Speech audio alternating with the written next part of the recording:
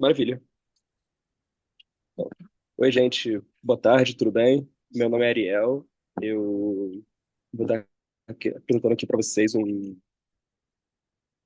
a ferramenta LangChain, que é uma ferramenta bem útil, tá? Pelo menos do meu ponto de vista.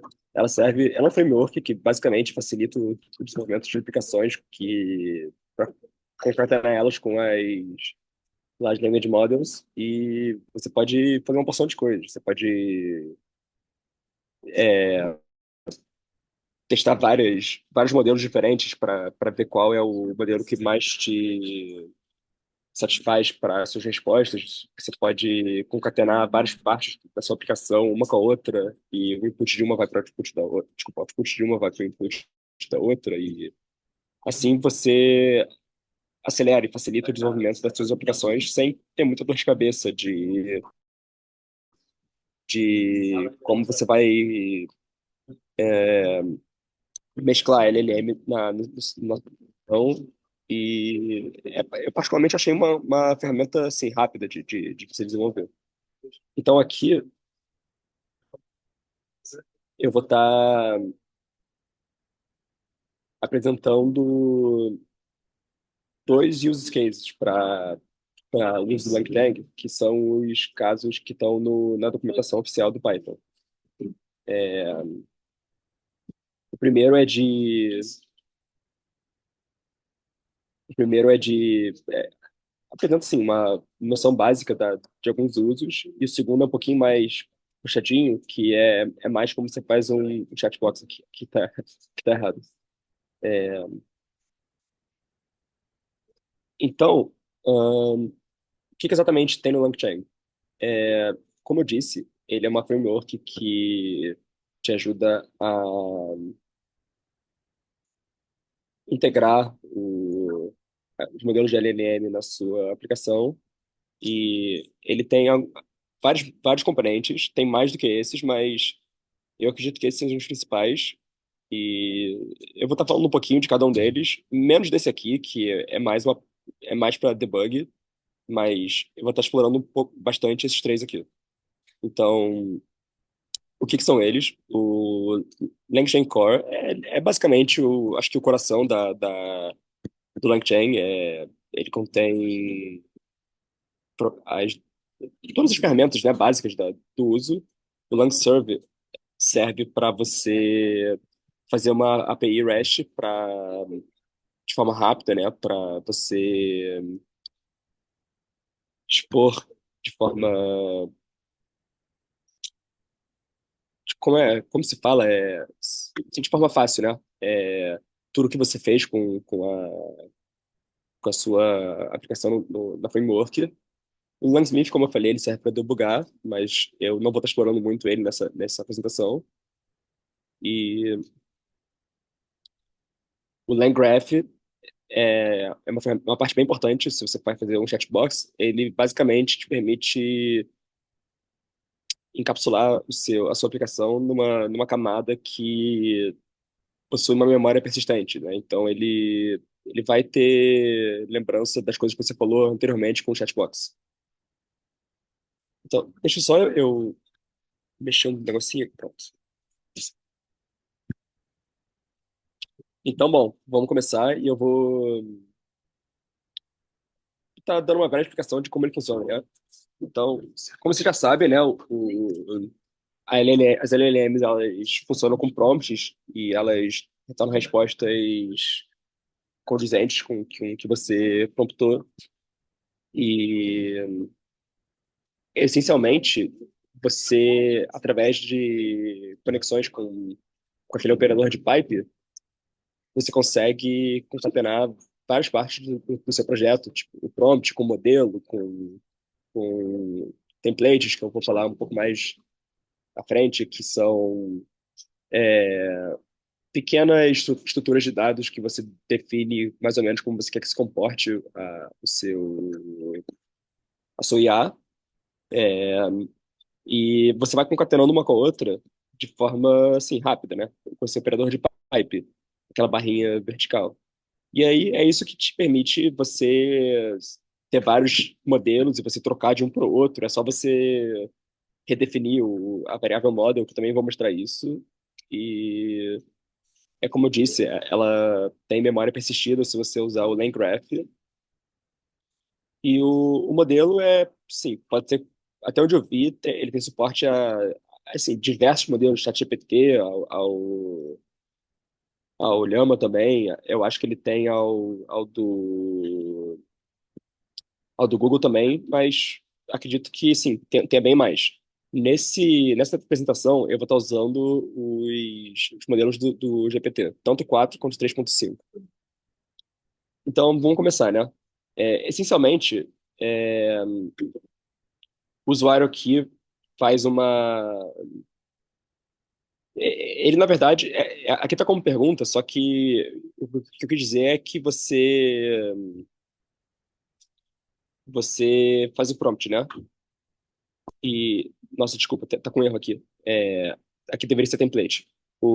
Aí, é como eu disse, você tem um template que é uma estrutura de dados, é como se fosse um dicionário, né? Que é parecido com o JSON, que vai definir como a LLM deve funcionar e tratar os seus dados. E aí, por fim, a LLM vai cuspir a resposta e você vai poder fazer coisas com ela a partir do LangChain também, né?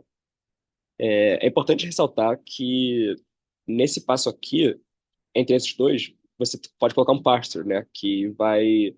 Normalmente o dado cuspido é cheio de metadados e etc. E às vezes você está só interessado na resposta final da LLM, né? Então você pode colocar um parser aqui.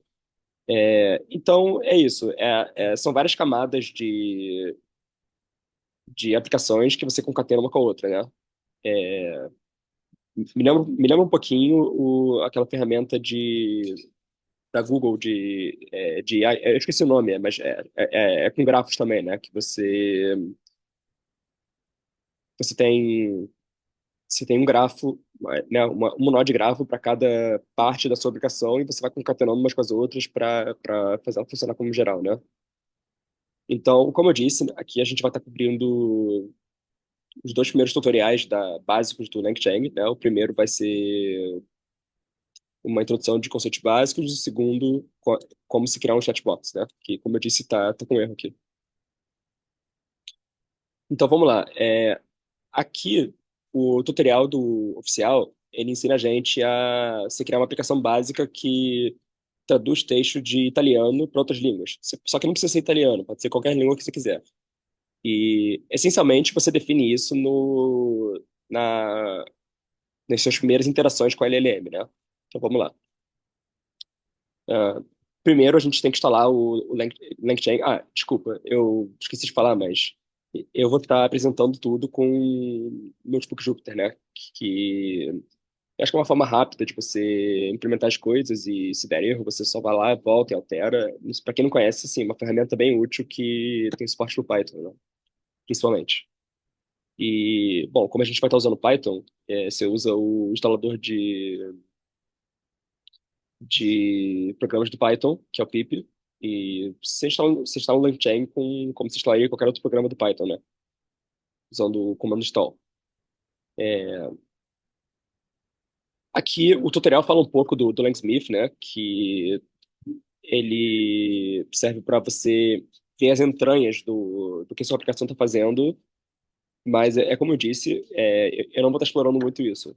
Até porque o tutorial em si também não perde muito tempo com isso, então eu acho que é melhor focar mais na parte essencial do que deve ser feito, né? Aqui a gente está importando variáveis de ambiente, né? Que a gente precisa tanto de uma API key do LangChain, porque, sim, teoricamente ele é pago, mas você consegue conseguir uma versão gratuita facilmente. Eu posso mostrar isso depois também. Isso não está incluído no tutorial, mas assim, é bem simples. Mas, uma pesquisa de 2 minutos no Google eu vi que faz. E eu carrego a minha API key para essa variável, né? LangChain API key.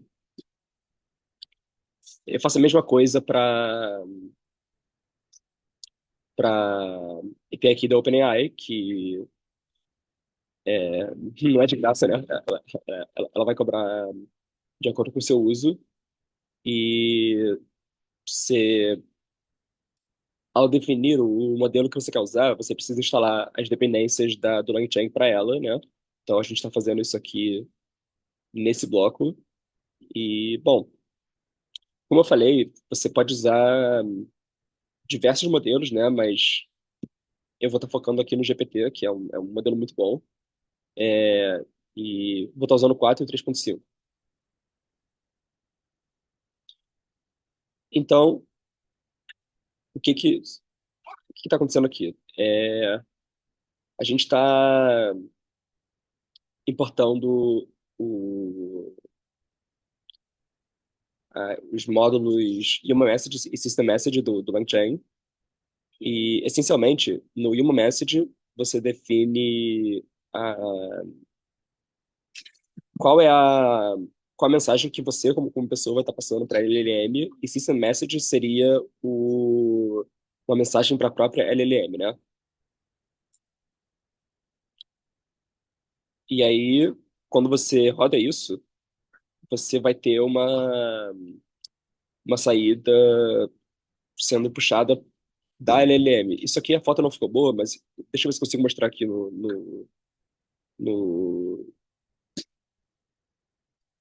no Jupyter.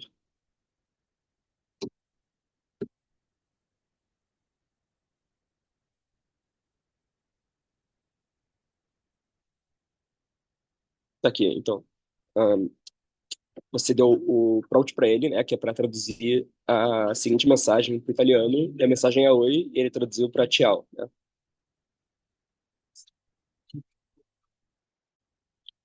E, como eu falei, você pode incluir na sua cadeia de input-output parser, que ao invés de dele postar essa mensagem toda gigante, né, cheio de metadados e coisas que você provavelmente não vai ter interesse, se você, você só vai querer saber do conteúdo em si, você vai usar o parser, né? E aí você vai simplesmente usar o método invoke para você poder passar o, o que a LLM cuspiu, né? Que é result. Aqui, message é própria, é o próprio funcionário que você está passando para tanto com a descrição do que a LLM deve fazer, quanto com a sua mensagem.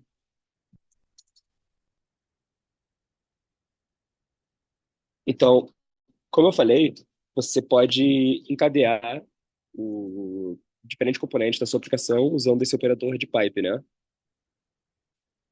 Então, o que isso aqui está fazendo?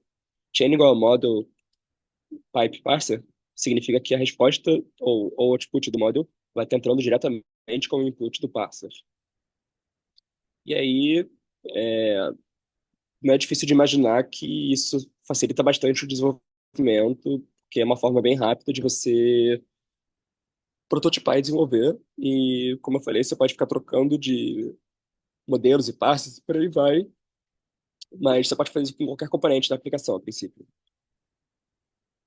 Então, aqui eu mostrei como está funcionando, né? Eu cria uma cadeia que concatena o model que foi definido anteriormente, né? Com, com o parser, que também foi definido anteriormente. Os dois foram importados. E aí você só usa o método invoke e pronto. Tá aqui a resposta. Bom, aqui a gente vai estar usando aquela estrutura de dados que eu falei, que é o prompt template, que é uma estrutura bem simples e poderosa, que você essencialmente descreve basicamente o que você quer que a LLM faça, mas de uma forma mais sucinta, né? Muito parecido com o que a gente fez aqui.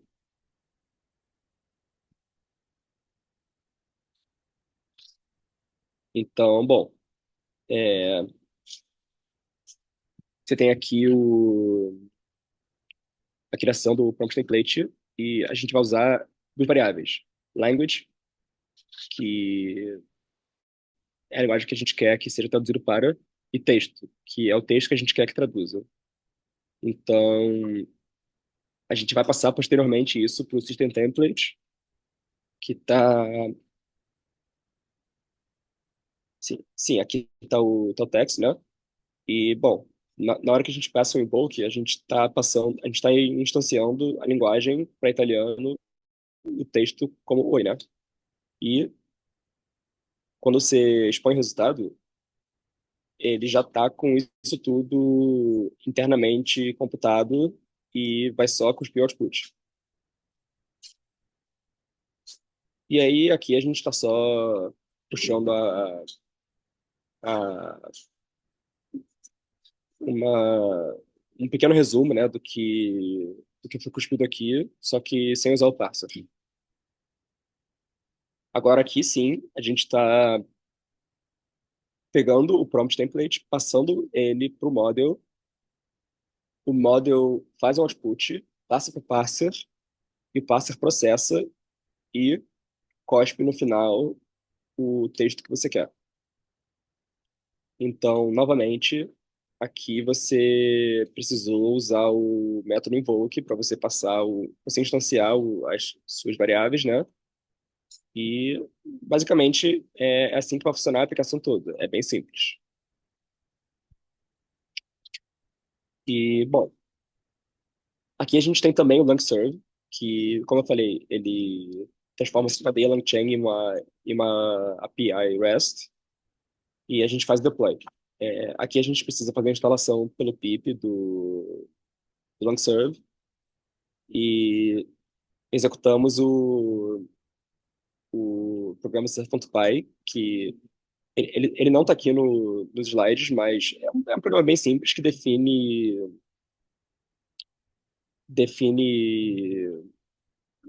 todo o comportamento da sua API REST, né? Então, você vai precisar também da chave de API, aqui você define o template, por aí vai, enfim, é basicamente igual como a gente fez ali. Então, você publica ele e expõe ele na porta que você quiser, e normalmente em localhost, né?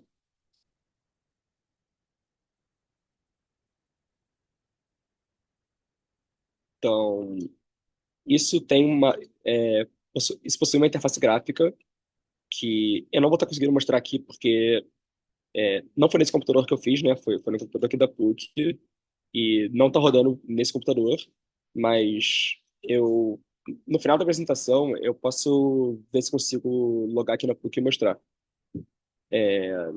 Mas é um negócio que funciona direitinho, né? É bem legal.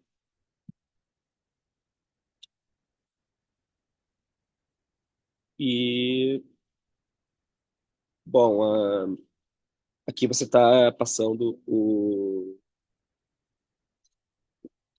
Rumble Net, que é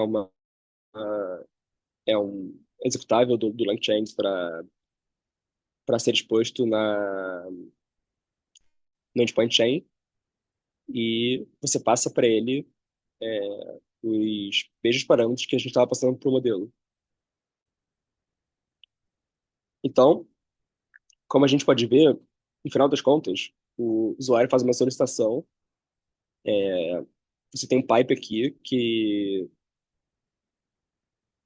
aqui deveria ser template de novo. Eu não sei por que assim, acho que foi uma correção automática do PowerPoint, mas você passa por um pipe pro template que você definiu, você passa para o pipe esses dois caras pro LLM, que passa para o parser.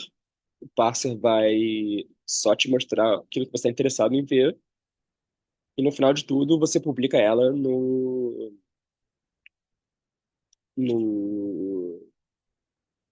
como uma REST API, né? Então, bom, aqui a gente viu que a gente pode usar vários modelos da LLM com a LangChain, né? Então, de novo, eu quero só frisar que não precisa estar restrito ao GPT. A gente mostrou como funcionam os prompts, e a criação de mensagens de sistema im- implícitos dentro do template, e a gente publicou ela usando a Fast API. Então, esse é o final do primeiro tutorial, e agora no próximo tutorial e vou estar mostrando como construir um chatbox com LangChain.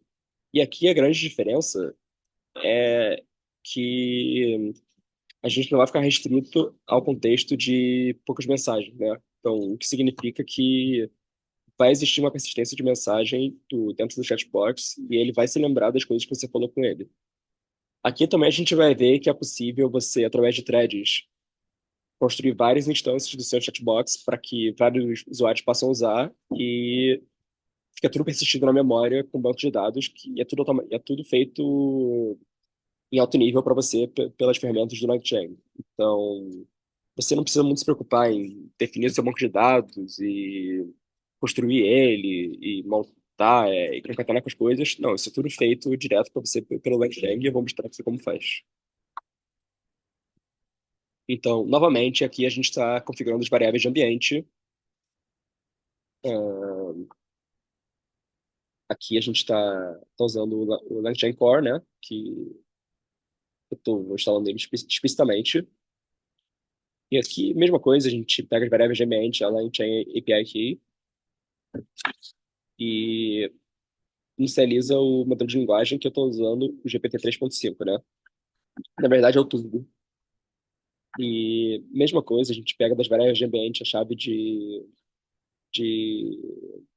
da OpenAI, cada uma vai ter uma particular, e importando do LangChain OpenAI o modelo de, do ChatGPT, né? E definimos que a gente quer usar o 3.5.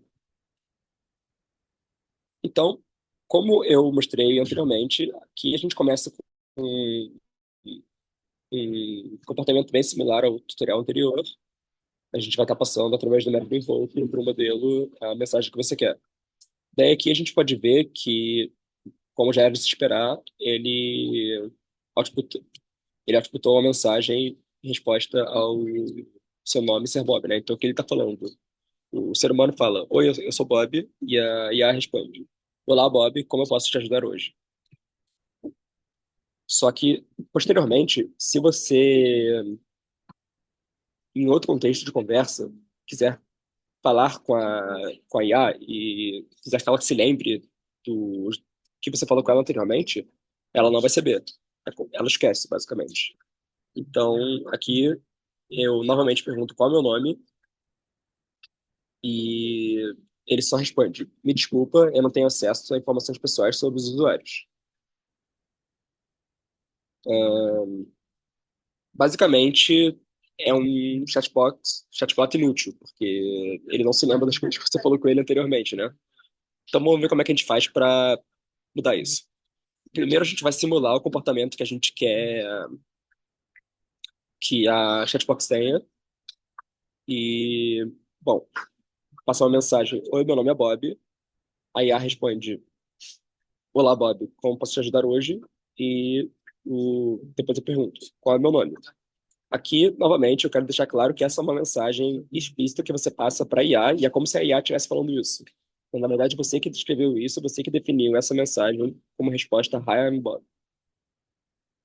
Então, é, nesse caso, claro que ela vai se lembrar, porque está tudo dentro do mesmo contexto, e ela vai responder: seu nome é Bob.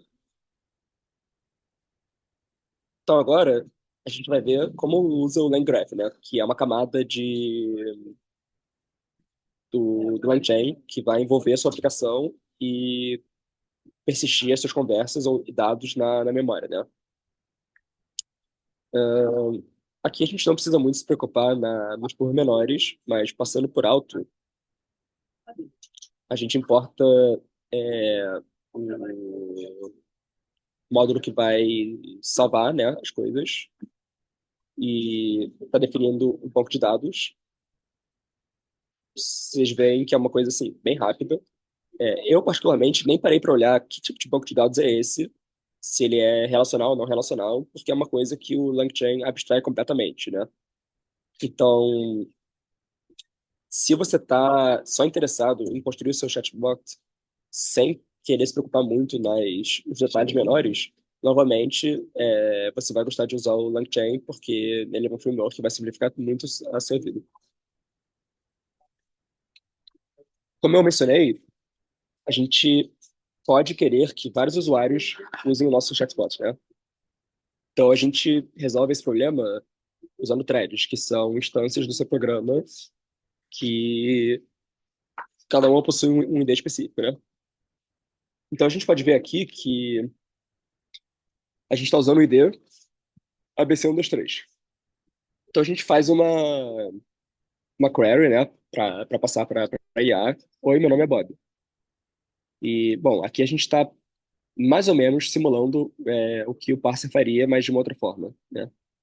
Então ele responde: Olá, Bob, o que eu posso fazer para você hoje? Então, em outro contexto, você vai perguntar qual é meu nome, você vai novamente passar a mensagem para o modelo, né, através do método invoke, e vocês vão ver que ele se lembra que seu nome é Bob. Isso dentro do contexto da thread ABC123. Só que se a gente muda a thread para, por exemplo, ABC234, ou seja, é uma outra thread com outro ID, que não tem nada a ver com a ABC123, é o mesmo programa, mas é uma outra instância dele rodando. Se eu perguntar para ele qual é meu nome, como eu defini aqui, né, ele vai dizer, ó, não sei, eu não tenho acesso a informações pessoais. Por que isso? Porque cada usuário, por se tratar de uma instância de cada diferente do programa, vai ter a sua própria parte da memória que a LLM vai estar acessando, né? Então, como aqui a gente estava na thread ABC123, o Bob tá nela, né? Então, como na thread ABC1234 não houve nenhuma menção de qual é o meu nome, ela não vai saber porque é como se para ela não existisse isso. É uma nova entidade, né? Mas aí a gente pode só voltar para ABC123 e a gente vai ver que, apesar de a gente ter trocado antes, ele ainda se lembra. Então, os dados são persistidos. É, aqui é uma pequena dica, né, que o tutorial fala que a gente pode fazer invocações assíncronas para ajudar com a escalabilidade, né? Se você tiver vários usuários, você não vai querer que tudo rode na mesma, na mesma thread, né? Aqui, thread em respeito à CPU, né? Não thread do programa. E você vai estar, basicamente, permitindo com que vários usuários usem seu programa de forma concorrente, né? E isso é mais otimizado do que todos eles usarem na mesma parcela de CPU. Então, novamente, não vou perder muito tempo aqui, só passar por alto, mas a gente está só definindo uma função assíncrona e o workflow e o data flow são idênticos, a única diferença é que é uma função assíncrona, né? Então aqui a gente vê que o prompt template aparece novamente. Ele é uma parte crucial do LangChain, mas aqui eu vou estar passando uma função um pouco engraçada, né? Que o Serial fala, ele fala que, bom, é, passando uma mensagem para o sistema, que assim, aqui é uma outra forma de de você gerar um template, né? A gente não está passando explicitamente para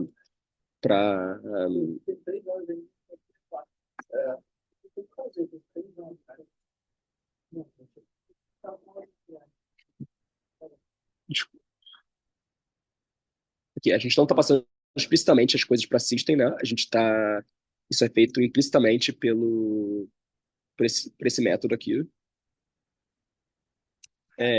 E para o sistema, eu passo a função. Você falará como pirata. Responda todas as perguntas da melhor forma que você puder.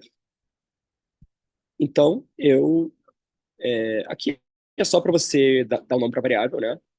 É um placeholder. E, bom, ah, aqui a gente vê que a aplicação tem dois parâmetros, né? Novamente, como era o outro tutorial. A mensagem do input, né? Então, tipo, que é o que você vai estar de fato falando com a LLM e a linguagem que você quer que seja traduzido para. Então aqui, essencialmente, a gente só gera um workflow para que isso seja refletido na nossa LLM, né? Então, aqui a gente está passando a mensagem, aqui a gente está passando a língua, e vocês veem que, enfim, desculpa. Dessa vez a gente está usando isso como uma classe. O LangChain é bem flexível, né? Vocês não precisam usar isso, vocês podem usar daquela outra forma que eu mostrei no primeiro tutorial, mas é uma forma mais robusta, né? De você implementar métodos e no final você só usa a classe, né? E eu não sei porque não tá aqui o print dele falando como pirata, mas eu vou mostrar aqui.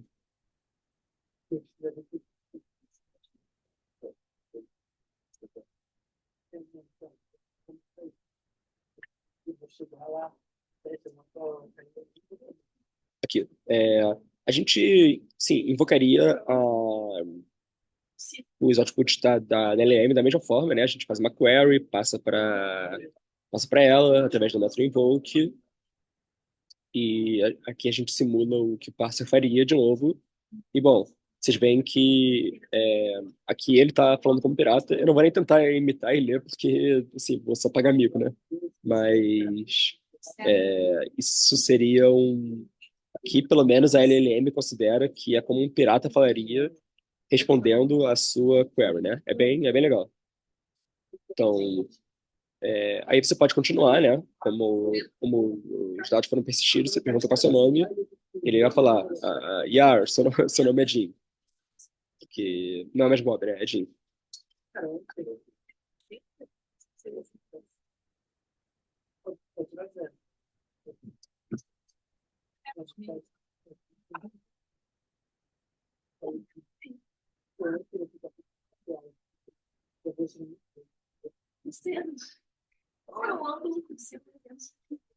E, bom, a gente pode também, que é uma espécie de mescla entre os dois tutoriais, pedir para que ele traduza coisas para uma determinada língua, né? Então, aqui é o Bob de novo, né? Na ABC 456, que é a thread. Você fala, oi, meu nome é Bob, e você fala que a língua que você quer que ele traduza para é espanhol. E como eu mostrei antes, a gente definiu que é isso que ele precisa fazer no template, né? E o config é uma variável que vai, nesse caso, tá com a sua thread ID. Novamente, é uma outra forma de você fazer aquilo que a gente estava fazendo antes, né? De você gerenciar várias conversas para de threads. E, bom, como a gente já falou que a nossa língua é espanhol, a gente pode só omitir isso da próxima vez que a gente for fazer essa chamada e porque ele vai estar se lembrando, né? E a gente passa só a mensagem, qual é meu nome. E, e não sei se dá para ler aqui porque o Zoom tá na frente, mas ele fala, tu nome é Bob. Dá pra ler, sim. Ah, dá para ler, beleza. Então, bom, pode existir um problema de escalabilidade, né? Que você tem um usuário ou até vários usuários, todos falando, todos mandando textos gigantes, e vai ficar assim, bolo infinito de texto que vai acabar ou excedendo o limite do contexto do que a LLM pode receber, ou até possivelmente estourando o tamanho do seu banco de dados. Então, aqui a gente pode usar uma solução que a própria LangChain implementa, que é você fazer um trimming, né? Que é assim, como se estivesse cortando um texto que é muito grande. E a gente vai ver que a gente pode definir estratégias para o trimming, pode ser, sei lá, você passou de tantos caracteres, você trima, e aí você pega só o final, então você pega só o começo. E, bom, como eu disse, a ideia aqui é que a gente garanta que o histórico não seja sobrecarregado, né? Até porque se ficasse muito grande, o modelo ia demorar um pouco para gerar as respostas. Bom, aqui tá só explicando o que a função trim faz, como eu já falei. E aqui a gente define o trimmer, né? Que a gente fala que o máximo de tokens que a gente quer é 65. A estratégia que a gente usa é pegar o último. Você usa o contador de token do modelo e inicia ele no humano, né? E não na máquina. Então aqui a gente passa um monte de mensagens para ele e a gente trimou, né? É, como aqui a gente não está ensinando os 65 tokens, ele vai só mostrar tudo. Ahn, o que acontece? É, aqui a gente estava definindo a mensagem que a gente passou, né? Só que aqui é, a gente excedeu o limite de mensagens. Então ele aplicou o método trimmer e trimou a mensagem e tirou o que o nome é Bob, que estava no início, né? E como a gente só usou a estratégia para que ele pegue o final dos 65 tokens, ele só cortou isso aqui. Então aqui ele já responde novamente que ele não sabe, porque ele não tem informações pessoais sobre isso. Aqui é importante ressaltar que a gente está em outra thread, né? Porque se a gente estivesse na mesma thread que a gente estava antes, ele ia lembrar do seu nome, porque está persistido, mas, bom, o Trigger garantiu que fosse cortada essa informação crucial de qual é o nome, então ele não sabe mais como reagir aqui. Ahn, aqui a gente troca para outra thread e aqui a gente passou um problema de matemática para ele, né? E como estava dentro do limite de caracteres no contexto dessa thread, ele vai só responder normalmente. You ask what is true plus true. E, por fim, a LangChain apresenta uma solução para que você apresente uma melhora na experiência de usuário, né? Porque, normalmente, o que aconteceria seria você vai fazer a query e você pode ficar esperando um tempo até que a LLM cuspa tudo que você quer saber, né?